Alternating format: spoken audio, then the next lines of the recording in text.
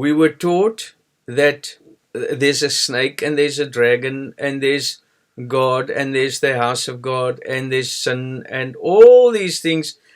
And all the things we've heard, most of it that we hear now, we've heard before. But as I said, we just learn to speak like parrots. And we know where something's written, we know how to answer somebody. And in dogmatic religion, beloved, I promise you, each church have their own strengths and or a topic that they focus on. And they build their entire religion on that specific topic. Now, where we come from, there was a bit of a wider range and broader range of topics where we had a better understanding of what everybody else understood. That's why you're here. Because you can understand what other people understand about Jesus Christ being above sun, moon, and stars, and the earth coming to an end, and it will be destroyed with fire, etc., etc. And now we learned, there's so many things going through my mind now. We learned about the earth is my footstool, and the sea, and we speak about the sea of nations, and the birds, and the eagle, and this, and that, and that. But, beloveds, do we really, really understand what God is teaching us? And that is why we have to understand also to control the mind. Because to understand the Bible spiritually or evangelistically isn't going to get you into the kingdom of God. The thing that stands between me and God is flesh, fleshly mind, fleshly understanding. So now we know that it's flesh. We know that it's mind. But now we learned there's so many levels of mind. Where am I actually? What level of understanding am I at? And how will I know where I am? And that's why we have to understand, because the angels moved up and down on the Jacob's ladder. So we go up and we come down until we can really see. So if we don't know how to control the mind, if we cannot analyze something specifically, we're going to miss it. Because then we're going to start fantasizing, and I'm going to say that this is what I am and this is how it works, and I can explain it to you. But everything, beloveds, is within you. Everything, the kingdom of God is within you. The kingdom of darkness is within you. Everything is within you. So, when I see something outside, when I look at it and I focus on it and I see what it is, my mind is outside. But when I look at it from inside and I see it as a play, my mind is inside. I'm looking from a point of view where I can control things. I mentioned quite a few services ago, and maybe a few months ago, well, from the beginning actually, that you get angry at certain things that happens to you. Let's say for instance you have road rage. Now you look at an individual and they turn in front of you, or they do whatever they do that makes you angry. The mind is there. The mind is outside. Now you see it as a person driving a vehicle. In the spiritual realms, it's Satan and you standing in front of each other, and he's controlling you. Do you understand what I'm saying, beloveds? He is, because you are in this fantasy world, he is using somebody else to make you angry. Because when he makes you angry, he is controlling you. He's keeping you outside. He's keeping your mind outside. He's keeping you attached to the physical creation. So for as long as he can do that, he's beating you up. And you won't stand a chance for as long as you are outside there. And now, beloveds, these things are going to sound quite complicated, maybe. But you will see it's merely logic. Because all the things you read in the Bible and everything you see is exactly these things that you have to overcome. That's why if you can understand the spiritual teachings of the Bible and the banned books of the Bible and those kind of things, your mind gets so developed that when somebody tells you, but it's right in front of you, the kingdom of God is within you. Just that in itself. The kingdom of God is within me. What happens in the kingdom of God, beloved? Peace, light, love. Didn't the prophet say? There's it. Peace, love, Father of love. And now, when they take us out, when we're out of the kingdom, or the kingdom of God, Jesus says, I have no place to rest.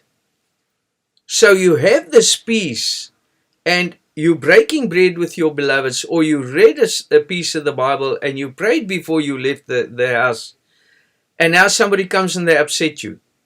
What happens to the temple? It just gets changed around.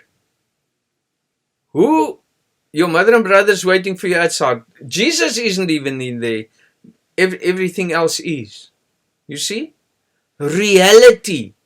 We're talking reality. So when you know these things, you can identify it and you can judge yourself and you can start healing. So when Satan takes something to make you angry, he makes something turn in front of you, or somebody that says something to you that you don't like, then he takes you outside. He takes you out of that state of peace, and your focus is there where he is. And you can't see a Satan. You see a person that you hate, or you see a driver that you hate, or you see something that you hate.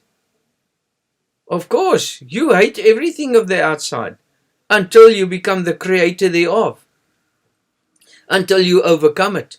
Because while you're inside that state of darkness, while you're inside that state of flesh, it will control you.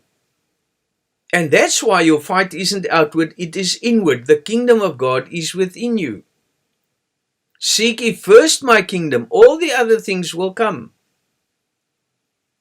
So when you learn to withdraw, and you can look at your creation, and you can see, you feel sorry for the people. What's happening out there? How they're partaking of the world, how they're fighting, how they're arguing, how all these princes of darkness are controlling them. How they're slaughtering Jesus, how they're slaughtering light, and they don't even know about it. That's why he says, if they knew, they would not have crucified our Prince of Peace, the Lord of Glory. But they don't know. So tonight's teaching, beloved, I want you to learn how to withdraw and have peace in your inner room, because he says, when you pray, go in your inner room and pray there. That's where you and Father will meet. Everything you are told is stored inside your mind. Like all the other things, beloved, your mind is made up of collected memory. Now, these spiritual files that God is giving you now to identify all these other things, that will wipe out those other things. Because what you used to see as reality is becoming an illusion. As I said in the one book, I said that when you are part of this physical creation and it is your reality, then God is an illusion to you. But when you see the physical creation for what it really is, then God will become a reality to you, and this will become an illusion. Because then you will see, but this is only an illusion, because God used to be an illusion to us. Because we talk of this God and we ask how this works and how this works, it's actually just an illusion until you become the Son. Beloved, the Son knows its Father, not by word, but by deed, but by wisdom and light. So learn to withdraw yourself and identify spirits, identify the darkness. Whatever people do to make you angry, don't get angry. Say, God bless you. It's got nothing to do with you. You're not part of that illusion. When something comes to you and wants to upset you, just withdraw and sit in your inner room. That's where you belong. And that's why when you recognize God's voice, you are separated of this world. And it's not just when you're here with me. You must learn to live this. You must learn to have peace at all time. Beloved, Lucifer can come to you. Why do you think Jesus says if you don't hate your father and mother, if you don't hate your brother? This is spiritual. But let us look on the physical side as well. We have a physical world as well. So Lucifer can come through anybody in your life. And he can try and upset you. And now because it's your child or it's your wife or it's your husband or your grandma or whatever, you don't want to accept it. No, but you do this and you do that. No. Just identify the spirit and stay where you are. As I said before, when you walk past the gate and a dog is barking at you and you kick the gate, you say, shut up. You're making a noise. What do you think the dog's going to do? He's going to make it 10 times more. He's going to bark more. He's going to make a bigger noise. But if you ignore the dog and you walk past, he's just you're going to hear him bark in the background and he's going to get quiet again. Or somebody comes to you and say, he walks past you and say, yes, you stupid. And you say, who's your stupid? Who do you think you're talking to? You out. Satan's got you. Now he's got an evil spirit. Now you're supposed to have the Spirit of God. So why do you allow that Satan to take you out of your peace? If you don't listen to him, or he says that and you just keep on walking and you go on with your peace, he's going to just walk on and you're going to walk on. Or if you can't ignore it, if you're in a state where you have to answer him, then just give him something peaceful. Just say, I'm sorry, I don't want to be so stupid, or I don't want to be that. What must I do not to be? What's the reason? Why do you say that? You know. And then instead of him making your temple into a temple of darkness, you make his temple of darkness a temple of light. So that's how you control the spirits, beloved.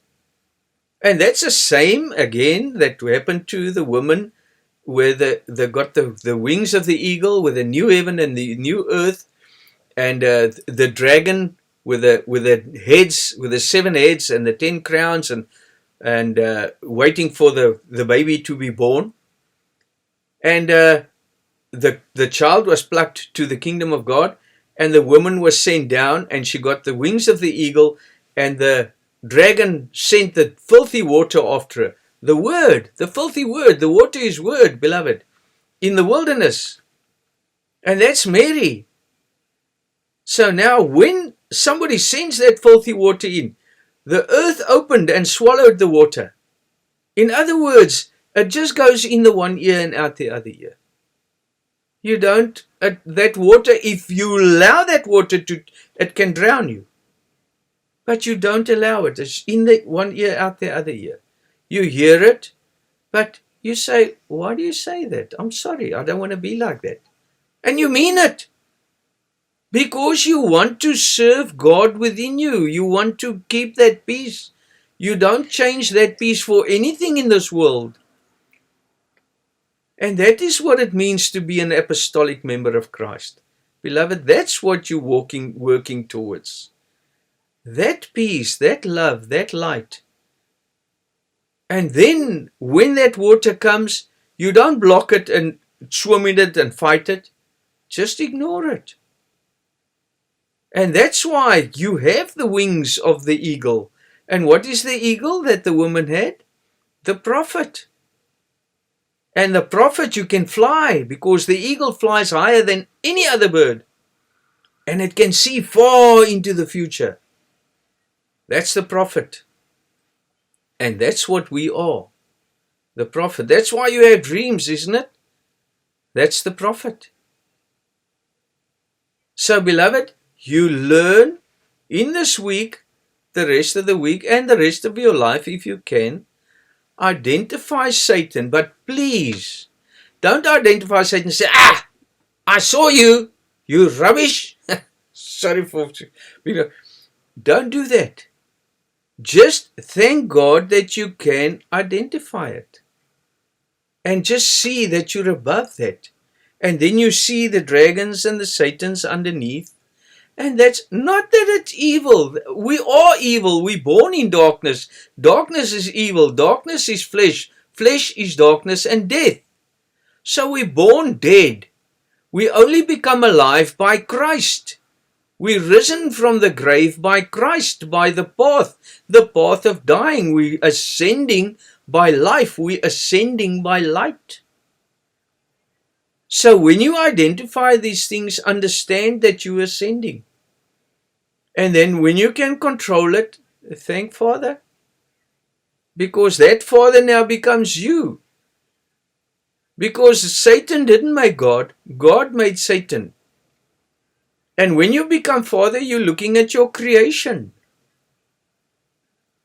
So don't be part of that, beloveds. Overcome it. And look at it and identify it. And don't let it control you. We've run out of time, beloveds, but we'll continue with this tomorrow. Thank you very much, and God bless all of you.